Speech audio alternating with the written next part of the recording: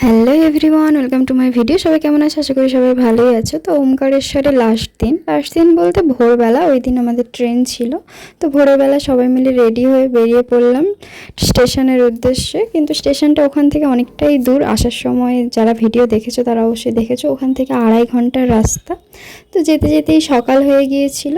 তো পৌঁছে গেলাম খান্ডুয়া জাংশনে। তো সবাই মিলে ট্রেনের অপেক্ষা করছে। বেশ কিছুক্ষণ পর ট্রেনও চলে এসেছে। তো ট্রেনে উঠে সবাই যে যার সিটে বসে পড়েছে।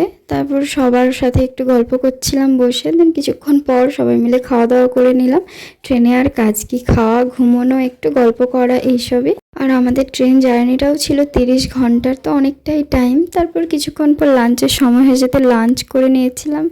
দেন ঘুমিয়ে পড়েছিলাম। ঘুম থেকে উঠে বিকেলবেলা একটু জানালার ধারে বসেছি, কিন্তু রাতের দিকে এত ট্রেনে ভিড় হয়ে গেছিলো যে আর ওপর থেকে নামতেই পারিনি। দেন খাওয়া দাওয়া করে সবাই ঘুমিয়ে পড়ছিলাম। ওপর থেকেই সবার সাথে একটু কথা বলছিলাম। আর সকালে উঠে একটু চা বিস্কুট খেয়ে নিয়েছিলাম। তারপর একটু এদিক ওদিক যাচ্ছিলাম, সে পাশে যে কাকুরা রয়েছে তাদের সাথে গিয়ে একটু গল্প করছিলাম। বেশ কিছুটা সময় যাওয়ার পর এবার বোরিং ফিল হচ্ছিল, আর ভালো লাগছিল না। কিন্তু কিছু করার নেই, থাকতে তো হবেই।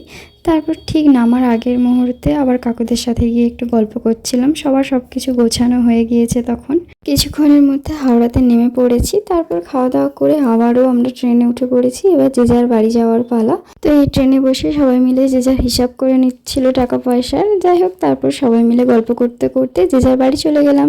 ভিডিওটা এখান পর্যন্তই। ভালো লাগলে লাইক, কমেন্ট, শেয়ার করে দিও। চলো, টাটা।